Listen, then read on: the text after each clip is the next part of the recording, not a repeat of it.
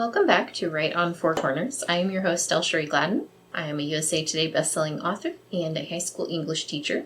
And this week I have a new to the state-ish. He's been here about a year. I've got Stoney Compton, and he's going to be talking about his book, Whale Song, as well as just his overall publishing journey and his writing practice. Stoney, go ahead and introduce yourself. My name's Stoney Compton. I write science fiction, historical fiction, and alternative history. I spent 31 years of my life in Alaska, which sort of creeps into all of my writing. I kind of miss it, but I really like New Mexico. Well, I'm glad to have you on the show. So we're talking about Whale Song, but this is not your only book. Tell us a little bit about your writing in general before we dive into the book. Okay, Whale Song is so far a standalone. I did leave it a little open for perhaps a sequel, which actually is playing in the back of my head. I have so far finished writing 14 novels. When I was self-publishing, I had 10, 11 of them in print. And then I went with a publisher, Ring of Fire Press, which was helmed by Eric Flint, who was an old friend. He beat me out for first place in the fourth quarter of the Writers of the Future contest in 1992. He took first place, I took second. Writers of the Future, if you're a writer, a new writer, you can have published, I think, 2 short stories or 1 novel. But any more than that, you can't qualify. Go for it. It's free, and it's the L. Ron Hubbard Writers of the Future contest. They don't ever talk about Scientology. Yeah. Separate from the very religious separate. philosophy. Yes. Okay. Good to know. Yes. And for instance, when I won, I had 2 honorable mentions prior to that over the years. But when I won, they flew me down to Los Angeles from Juneau, Alaska, put me up in the Hotel Roosevelt, which is a beautiful old building. It's where they held the first Academy Awards back in '29, right across the street from the Grauman Chinese Theater. Anyway, long story short, I got $750 for coming in second. They purchased the rights to print the short story for $1,000. And then on top of that, a free week in Hollywood and a round-trip plane ticket, which from L.A. to Juneau is not cheap. It was a pretty cool deal.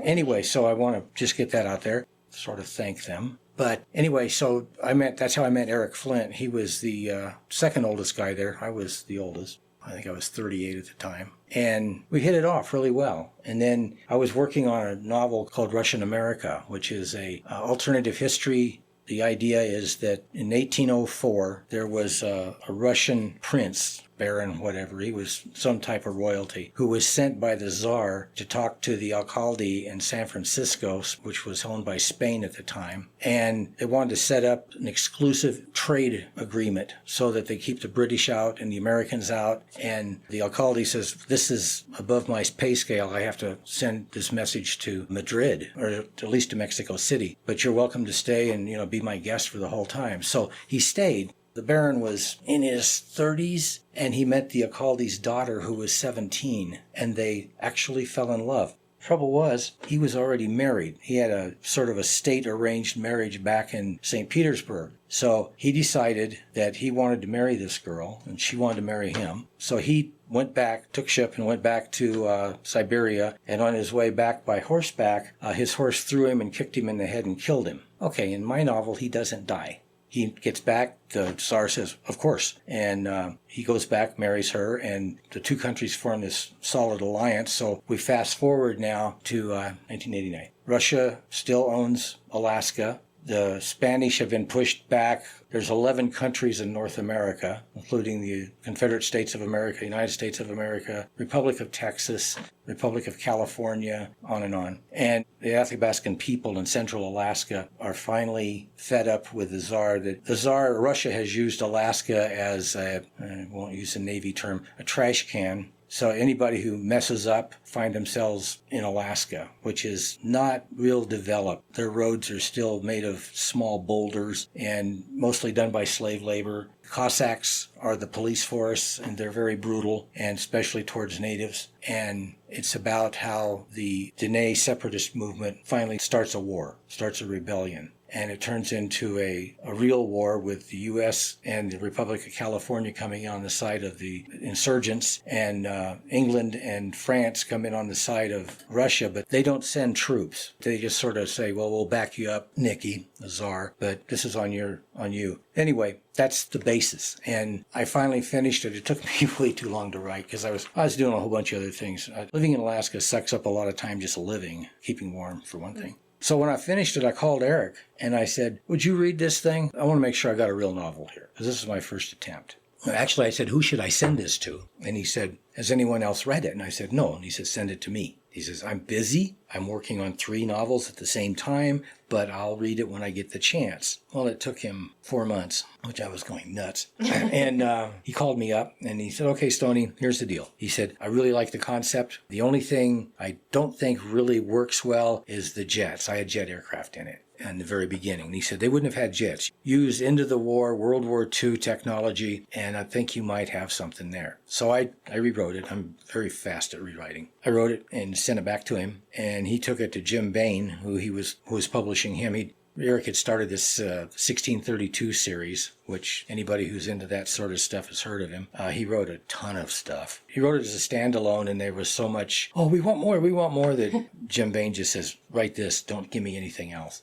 So he did. Good response. Yeah, and so he took it to Jim Bain, and he sent me the email Jim returned to him. Basically, it said, everybody likes each other. He says, that's not real. He says, tell him to, rough it up a little bit. Not everybody's nice. I need some bad guys here, even if they're on your side, and which made sense. He says, but I will accept this if you edit it and take a real club to it. And Eric said, sure. Basically, he didn't change anything. And so Bain brought it out in hardback. My first published novel was in hardback, was great. I was already working on a sequel, and about the time, not even a month, after Jim Bain accepted it, he dropped dead of a heart attack. Oh, no. Yeah, that's what I said. So I called up Eric and I says, oh, you're kidding. I just get accepted and the guy dies. And he goes, don't worry, Tony Weisskopf will pick it up. They had been an item back in the day, and they had a daughter in common, and she worked for him as an editor. And she took over the whole thing as publisher, which I think he'd put in his will. They went ahead and published it, and I really busted butt to get my sequel finished, which is called Alaska Republic with a K on the end instead of a C, and sent it off to her. I think it was within 9 months of my first one coming out. Sent it to her. I didn't hear anything for a year. Oh, wow. A whole year. And then she finally wrote me and emailed me and said, okay, I'm just now reading your manuscript. I'll let you know. Whole year. I mean, that kind of kills any, momentum that it may have had. And it had good momentum. That was the part that I didn't understand. But anyway, so it goes. And it took another year for it to actually be published. And it came out in paperback, not hardback. So I didn't bother sending her the third one. In fact, after a few years, I just wrote her and asked her if she'd reverse the rights to it, because I had another publisher, and she said, sure. May have been overwhelmed with taking everything on. Yeah, well, the neat thing was Eric started his own press called Ring of Fire Press. He was still sending stuff. All of his 1632 stuff was going to Bain. He was doing his own publishing thing, and he agreed to publish everything I had, which was a lot. So I sent him off stuff, and he started publishing it, and a year and a half into it, he dropped dead. Oh, no. Yeah, that was it. And 2 weeks later, his widow said, this thing's going out of business. So I was totally without a publisher. Yeah, I'm sure that was a bit much. It was weird. Continue. So I started thinking, I had done self-publishing before. The only reason I stopped self-publishing was I hate marketing. And if you don't market, they don't know you're there. I mean, it's the other side of the coin. Yeah. So I looked around, and then I got an email from this lady who had worked with Walt Boyes, who I haven't mentioned him before. He was an editor for Eric. He worked with Bain for a while, too. I'm not sure doing what. I met Walt at a fantasy conference in Austin. We hit it off really well. I love him to bits.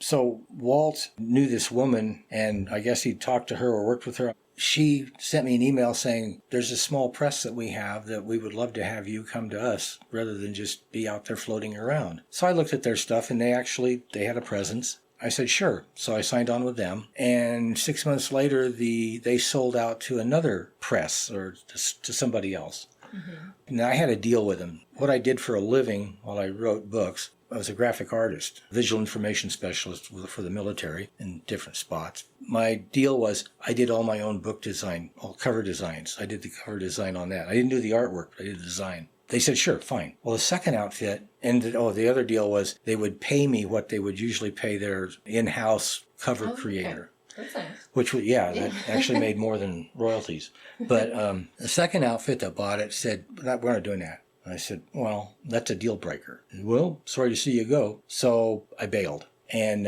then I heard back from the same woman again, Sandra, who said, you need to talk to Jay. He has a small press, and I think you guys would hit it off. So I sent him an email, we chatted, and actually even did a Zoom, and he immediately says, I'll take everything you have. Well, that's 2 years ago. So far, he's got 4 of my books out, which is slower than I would like because I'm no longer a spring chicken. In fact, I'm going to be at WorldCon in Seattle in August. Oh, and during that con is when I turn 80. So it's going to be an interesting day. So I'm with them. It's Misty Media. They publish a lot of mystery, some humor, and he's just started a new sub-press for science fiction and fantasy called Nazca Press, Nazca. That's an unusual name. It's it's from the incredibly huge rock carvings in the desert in South America, Nazca. Oh, okay. It makes people stop and wonder what that is. I should look it up. Exactly. So anyway, that's pretty much where I'm at now. I've just condensed about 20 years here, but it's been an interesting publishing path. Oh, yeah. It's very cool to see just within publishing those connections that you make, just sometimes at random, someone at a conference or, Yes. just have a conversation with someone. It's such a small community. It is. That it really pays to do that networking, even if a lot of writers are not super social people. No, they're not. Don't always like getting out and doing these things. But it really is a benefit to meet other people in the industry, just either for, publishing your own goals and working through that, but just meeting people and knowing what's going on in the industry and being able to have these different opportunities and perspectives. So that's really neat that a lot of that played into your publishing journey, the different people you met. And with Whale Song, this is with your current publisher. This is one of the ones that's been re-released. Yeah. Whenever I send them up, they say, okay, we're ready for the next one that you want to publish. I go through it. I read the whole thing again. And I cannot read my own stuff without changing things. I continually line edit. I usually don't change more than a sentence or two, and maybe just turn a sentence around to make it more the way someone would say it. Every time this has been published, and it's now the third time, it's been rewritten slightly. I added the prologue in this takes place in space. And when I first had it finished, I really wanted it to be really good. So I hired a lady for her to do an edit, content edit. And she wrote and said, get rid of the space stuff. It's confusing to the reader when you get into the other stuff. And I thought, no, it's not. But I did it. I cut it. I put it back. It's interesting because you had a note in there that the prologue had been removed in a previous version and then you added it back this time. As the reader, I was like, I feel like I would have probably been more confused without it, wondering like, what happened? How did we get to this point? Exactly. So I found it helpful to have the prologue in there. Thank you. I'm really happy to hear that. No one's told me that yet. I've just been sort of thinking, well, I like it, so Well, before we get too far into the story, give us just a brief preview of what Whale Song is about so they know what we're going to talk about. Whale Song is the story of 2 different creatures, a human and a humpback whale, who share an ability that they share with no other creature, which is telepathy. And the telepathy does get explained later, but in the beginning, both of them think they're unique. And the short version of this, which I originally got published in 1988, well, actually, I sold it in 1988 to Robert Silverberg for his Universe 1 anthology. And I need to back up further. It was one of the things I sent to the Writers of the Future contest. And Algis Budry's, there's a point where the whale kills people in a Numiak, and that's where I ended the story. And AJ wrote back and said, I got an honorable mention for that one. he said, this isn't where the story ends. This is where it begins. And I thought about it. Oh, Christ, he's right. So I can't write a short story. They just turn into novels. It's hard. Yeah. It really is. I've been successful a few times. Anyway, back to Whale Song. Noah, who is our Inupiat protagonist, is small. He was a second child born to a man who was, classic old-time Inupiat. They'd been experiencing a nuclear winter for almost 20 years due to what happens in the beginning of the book. Finally, the sun comes back and the sea melts enough and whales are coming through and the hard starving times are over. And it was a close thing for most of them. There's not a lot of them there. Noah is the second child. His older brother is a robust, all-male, all testosterone and hunter, and his father's very proud of him. And Noah is small and weak and doesn't even have hair for the first few years of his life, which is very unusual for an Inupiat. So his mother kind of protects him. He becomes a mama's boy. And her husband brings in a seal that he's killed, because they eat anything they can get a hold of, they eat in those days. But it glowed, which freaked him out. Freaked out the husband. He says, I won't touch that. He says, you can do what you want with it, but I brought it home in case you want to eat it. And she goes, I'm not afraid of it. So she goes out to the shed where she butchers animals, and Noah goes with her, of course. And she slices it open and slices off a piece of liver, which is a delicacy, and gives it to Noah, and he starts chewing it, and suddenly this emotion, for lack of a better term, goes completely through his brain, his body. He feels almost electric, except he doesn't know what electric means. He's outside of himself, almost. He sees his mother and him standing there, and he's so startled he pushes her and shoves her hand under the knife, her ulu that she's slicing like mad because she's very good with it. And she cuts herself open, and he feels her pain, her fear. She runs into the house to get her husband to help, and he senses the emotion and the anger and upset, everything. And he doesn't understand why he feels this, but he doesn't say anything about it. He just sort of keeps it to himself. Later on, he realizes he can call animals to him, which he thinks is pretty cool, until he calls a bunch of rabbits to him, and some of the neighbor boys with their weapons kill 3 of them on the spot. What they feel flashes right through his head, and they're all in awe. How'd you do that? Can you do that again? Can you call caribou? Can you call muskox? Whatever. And he can. So by the time he's 17, they make him a shaman. And this is sort of where the story starts. He's out in a Umiak. His brother is an Umelik, which is a whaleboat captain, and Umiak captain. And him and his crew are out, and they have Noah with them. And he's supposed to be calling the whales. So he's just does like he always does. He says, come to us, we will respect your Inua, Inua is the spirit essence of everything. Even rocks have Inua. But living, breathing things have a much stronger one. And it's something, even when, in those days, I think they still do. They kill an animal like that to feed the people. They carefully keep the bladder, and they fill it full of air. And once a year, they have the bladder festival, where they paint all these symbols, slowly deflate them and push them under the ice. So that it goes back and turns into new animals. This is old way. I don't think, be amazed if they still did it, but they might. So he's calling the whales, and one of them answers him. And he's amazed, he's freaked out, he's frightened, and he's just totally awestruck. And prior to this, we have met Thinker, who is the young humpback whale who has the gift.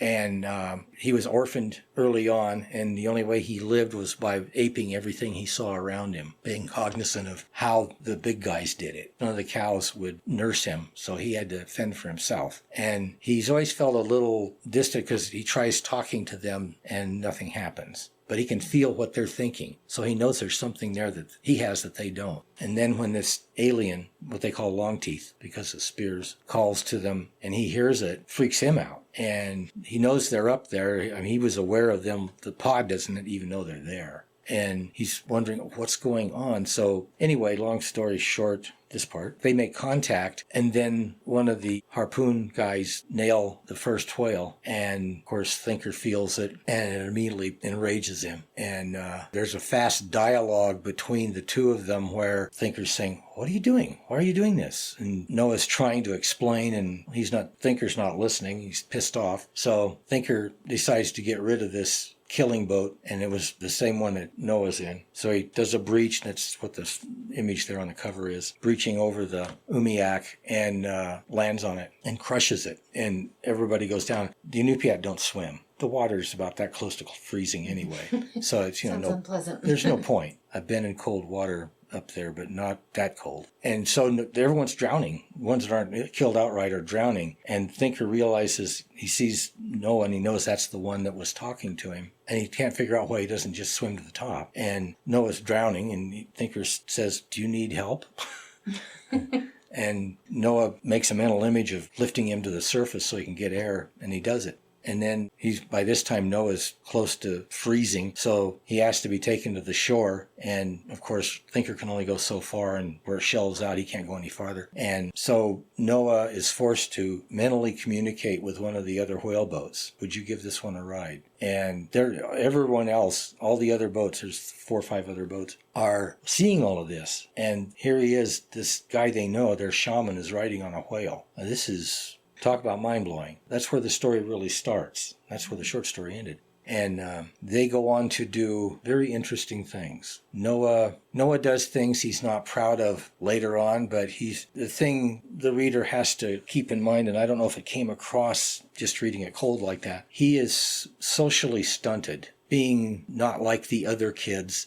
He was a joke, made fun of, abused. He was just sort of lashing out emotionally. Really, the whole novel is about Noah's ascension from almost an animal to this person who really is something to be proud of, who does great things. It's a fun journey, I think. Well, a lot of uniqueness to it. Yeah. It sounds like your writing, just in general, you like taking a topic and making it into your own and weaving in these very surprising, unique aspects to it. Lots of twists and turns and things to keep the reader interested in going. And this is one where there is a lot of growth as far as like the themes that come up in it.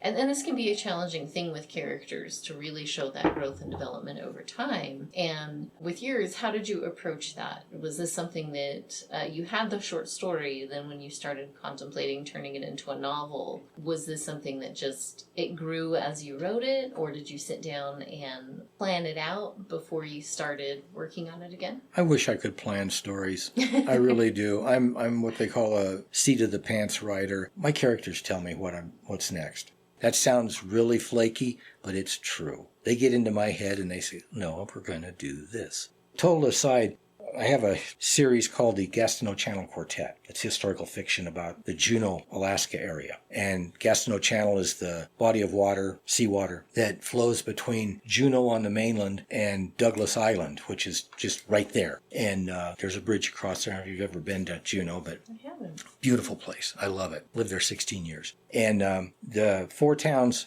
there was the largest gold mine in the world, hard rock gold mine in the world, was Treadwell, which was on Douglas Island. And in 1917, it caved in. And I was doing some research back, that was 1980. It was Juneau's centennial, and this book came out called Hard Rock Gold. And in that, they had published, it was about all the mines. There's tons of mines that was called the Juneau Gold Belt. There was over 100 mines along there, but Treadwell was the largest. It was the most modern. It was cutting edge. Guys had come out of mining school and work in the Treadwell as a mucker, the guys that break up rocks, just to have the word Treadwell in their resume. And in that book, they'd published this 2-page typewritten letter written by the wife of the lift operator the night the Treadwell caved in. Oh, I forgot to say, the Treadwell mine went down underneath Gastineau Channel. Oh, wow. Under salt water. There was this hanging wall they called greenstone that kept it. And they went down to, I think it was 2,700 feet below the surface. So it was something they didn't, they were very careful with. In April of 1917, it caved in. And they knew they had a problem when the first shift finished. And so they didn't send down the night shift because they ran 24 hours a day. And they worked 12-hour shifts. They didn't send down the night shift. What had happened was the way they had mined it, they have these huge stopes, an adit, which goes down, and a huge stope where they clear out all the ore, and didn't have anything to hold them up. Well, after a while, they started collapsing, so the surface would start, and it's right there by the ocean. And it was a high tide, the highest tide, spring tide there was for that year. And as it came in, it dropped some more and it started flooding down what they called the main shaft. And so they got everybody out.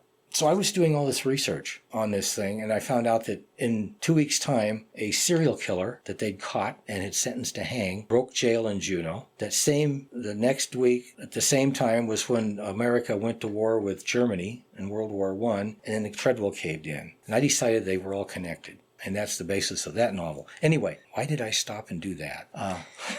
I'm sorry, I'm like that. So I did 8 months of research before I even started writing.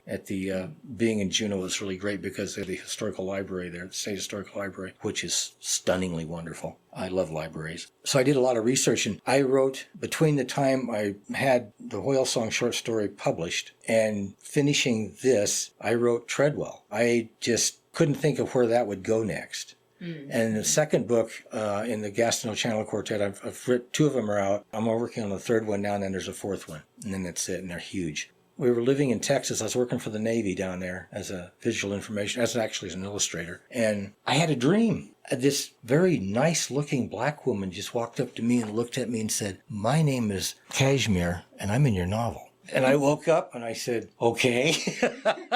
And she is. That's where I was before. It was character-driven. They drive me. With Whale Song, like I said, it took me, 15, 20 years to finish from the short story to the novel. And I worked on it. I'd work on it. I threw their pieces I just threw away. I just said no. And I was thinking, what else could happen? Where else could they go? What could fit that people wouldn't say, "Oh, this is crap," and throw it away? And I finally got there. And I was at a conference in I think it was Portland. It was either Portland or Seattle. I lived in the Pacific Northwest for a long, long time after leaving Alaska. And both Bob Silverberg and his wife Karen were there, and they were the co-editors for the Universe One. I knew they were going to be there. I knew I'd catch them in the green room. That's where the pros hang out. I love it being called a pro. So I had signed cop to them and walked up to him and I said, "Bob, do you remember publishing Whale Song?" And he goes, "Stoney, yes, I do." I said, "I finally finished." And he says, "My God, it took you long enough."